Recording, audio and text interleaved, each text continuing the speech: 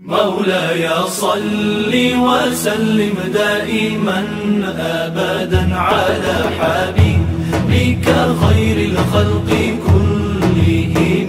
مولاي صل وسلم دائما أبدا على. Bismillahirrahmanirrahim. Assalamualaikum warahmatullahi wabarakatuh.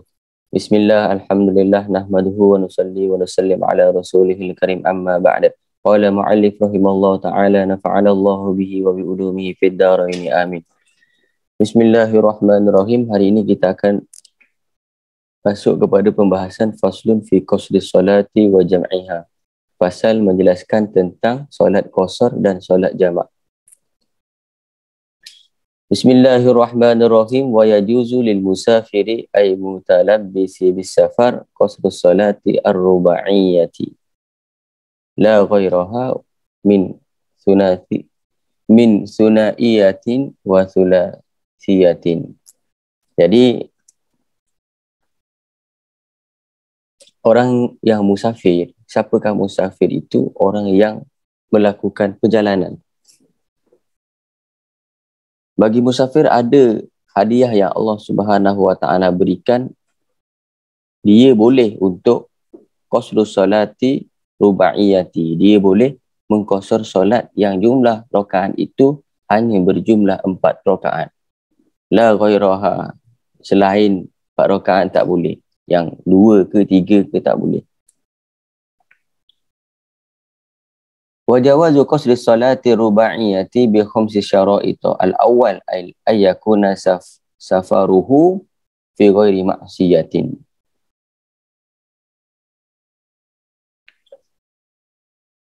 Jadi untuk seseorang itu dia boleh qasar solat, orang yang musafir itu boleh qasar. Tahu qasar? 4 jadi 2. Orang boleh solat qasar yang solat itu ada 4 rakaat, dia kena cukup 5 syarat ini. Yang pertama, ayakuna safaruhu fi ghairi ma'siyatin. Safar dia itu bukanlah termasuk dalam safar maksiat. Perjalanan yang bukan maksiat. Apakah saja itu perjalanan yang bukan maksiat itu? Maka dia syamilun lil wajib. Dia mencakup perjalanan untuk membayar hutang. Perjalanan yang wajib. Jadi hukum safar tu dia ada 5. Tadi syarat kan. Sekarang saya jelaskan dululah hukum safar tu biar faham. Biar nampak ada gambaran. Hukum safar tu dia ada 5. Apa yang pertama? Yang pertama tu wajib. Safar wajib. Contoh safar wajib tu macam mana? Satu perjalanan yang menggugurkan kewajipan. Contoh dalam sini dibagi hutang. Jadi kita safar untuk bayar hutang tu, nama dia safar wajib. Ataupun safar yang menggugurkan kewajipan juga, seperti melakukan fardu haji dan umrah. Begitu juga safar untuk menuntut ilmu yang wajib. Ini juga menjadi safar wajib. Apakah dia menuntut ilmu yang wajib? Menuntut ilmu fardu ain. Bagi wanita yang dia tak tahu cara macam mana untuk mengatasi masalah haid, dia wajib untuk belajar, dan safar dia untuk belajar tu wajib. Kemudian yang kedua, safar sunat. Safar sunat ni seperti contoh menziarahi baginda Nabi SAW. Begitu juga safar menyambung silaturahim. Balik kampung, safar sunat. Ataupun nak pergi jumpa kawan.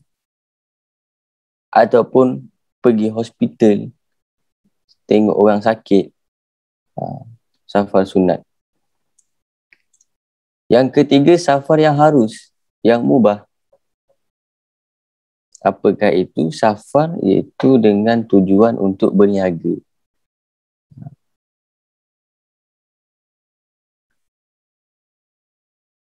Kemudian yang kelima, yang ke 1, 2, 3, 4. Yang keempat, safar yang makruh. Iaitu safar berniaga ataupun safar berniaga menjual sesuatu perkara yang makruh.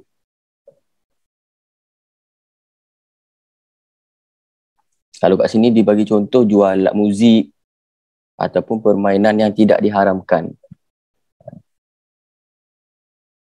Kalau yang pertama tu, yang harus tu berniaga halal.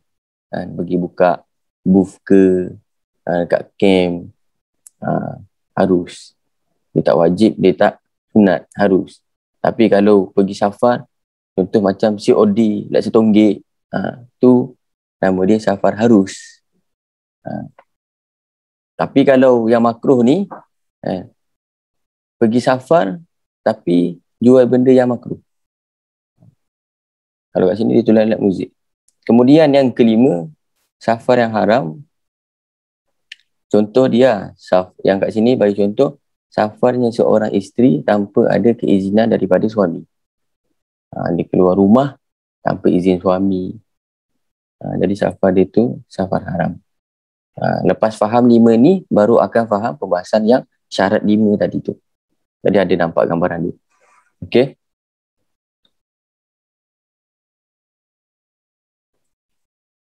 Yang pertama, syarat yang pertama seorang tu boleh qasar solat tu adalah safarnya itu bukan dalam rangka maksiat. Bukan untuk niat maksiat. Perjalanan yang bukan maksiat itu mencakup juga perjalanan yang wajib. Macam nak pergi haji ke tadi, bayar hutang. Ataupun perjalanan yang sunnah. Apa? Sambung silaturahim. Ataupun perjalanan yang harus, seperti berdagang. Adapun perjalanan yang maksiat seperti qat'ut thariq, tahu qat'ut thariq? Qat'ut thariq ni apa nama dia? Qat'ut thariq, kalau dalam bahasa Melayu dia ni perompak ataupun makpau. Dia makpau. Adapun perjalanan maksiat seperti qat'ut thariq, seperti orang perompak, maka seseorang tidak boleh mengambil kemurahan dalam perjalanannya. Maksudnya, kalau dia buat safar maksiat, maka dia tidak boleh mendapatkan hadiah ini. Hadiah qasar ataupun jamak. Tapi ada ke orang nak pergi rampuk dia semayang? Ada, mungkin ada. Kemudian syarat yang kedua, wasani antakuna masafatuhu 16 farsakhon. Yang kedua, jarak perjalanannya itu adalah sepanjang 16 farsakh. Tepat menurut qaul ashab. 16 farsakh. Nanti saya bagi tahu berapa kilo.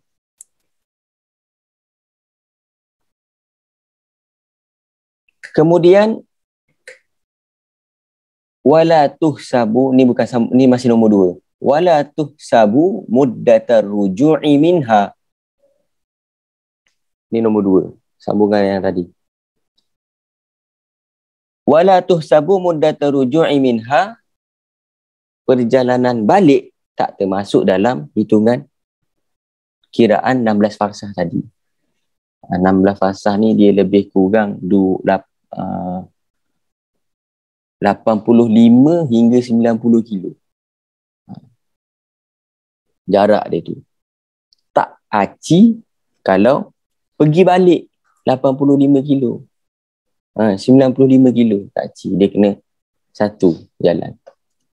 Pergi sahaja.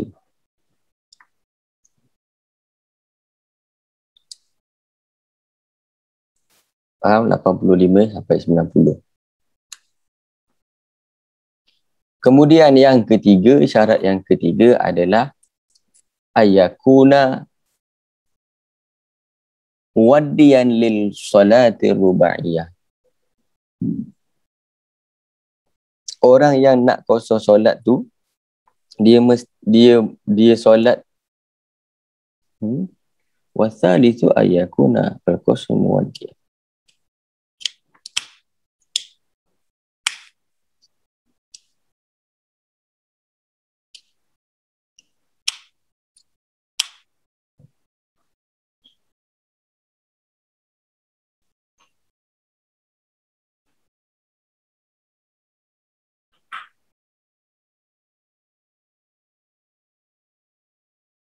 Yang ketiga, wasalisu ayakuna al-qasir muwaddiyan li solati rubaiyah. Orang yang qasar solat tu, dia menunaikan solat yang 4 rakaat tadi tu, yang contoh 4 rakaat tadi tu secara adab, dia bukan qada. Maksudnya Zuhur, Asar, Isyak tu, dia nak qasar tu solat yang masih dalam waktunya. Ni penjelasan dia, amal fa'itatu hadiran fala tuqdi fiha maksuratan wal fatihatu fi safar tuqdi fihi maksuratan la fi safar hadar. Kalau solat yang fa'itah ni solat yang dah hangus waktu dia, maksud dia solat dia tu dah habis masa dia dalam keadaan safar, maka tidak boleh dikodok dalam perjalanan secara qasar.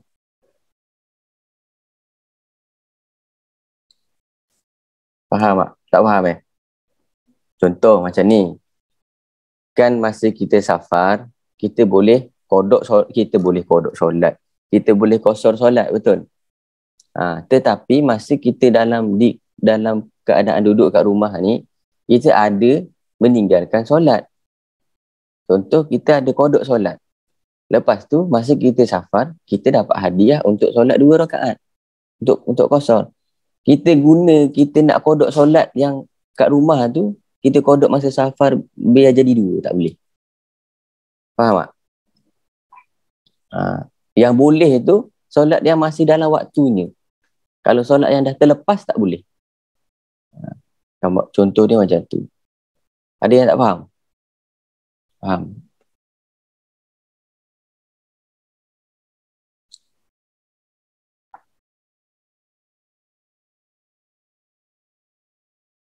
Begitu juga kalau masa safar kita ada tak semayang. Mungkin sebab tak ada tempat nak berhenti solat ke kan. Kita niat nak semayang, kita boleh qasar masa tu. Kita nak kodok dia tu, nak kodok qasar tu, tak boleh kodok kat rumah. Kalau nak kodok kat rumah, kena kodok 4. Kalau nak kodok qasar tu, kena kodok masa safar. Faham tak? Ada macam tu. Tak boleh. Tadi saya balik Perak, saya tak solat lah.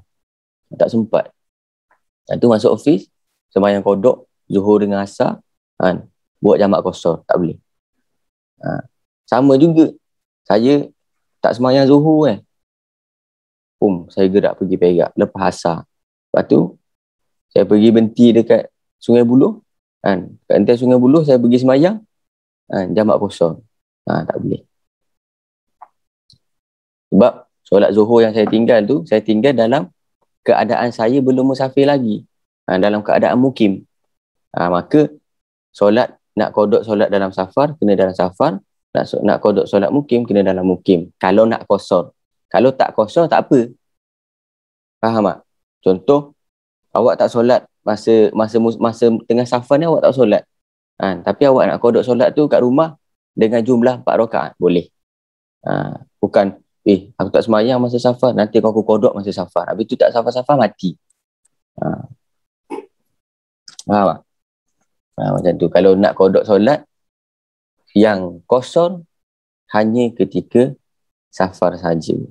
Dan tidak boleh kalau kita ada hutang kodok masa mukim, kita nak kodok dia secara qasar ketika safar, tak boleh.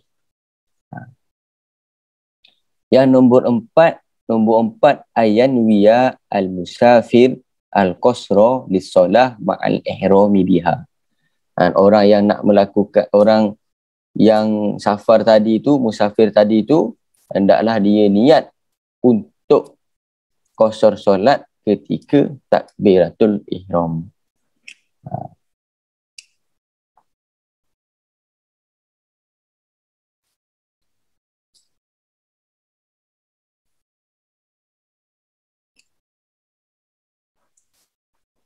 Kemudian yang nombor 5, yang terakhir yang nombor 5, alla ya'tamma fi juz'in min solatihi bimukimin, ay biman yusalli solatan tamatan liyas mula al-musafir al-mutim. Kalau macam mana ayat dia?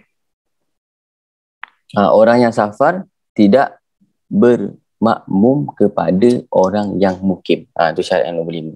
Penjelasan dia, kalau awak nak solat qasar, jangan bermakmum kepada orang yang mukim. Maksudnya macam mana? Maksudnya orang yang solat secara sempurna. Mukim ni orang sembahyang sempurna. Contoh awak nak solat jamak qasar, Zuhur 2 rakaat. Pergi makmum dengan jemaah masjid yang sembahyang Zuhur 4 rakaat. Macam mana awak nak keluar daripada sembahyang tu?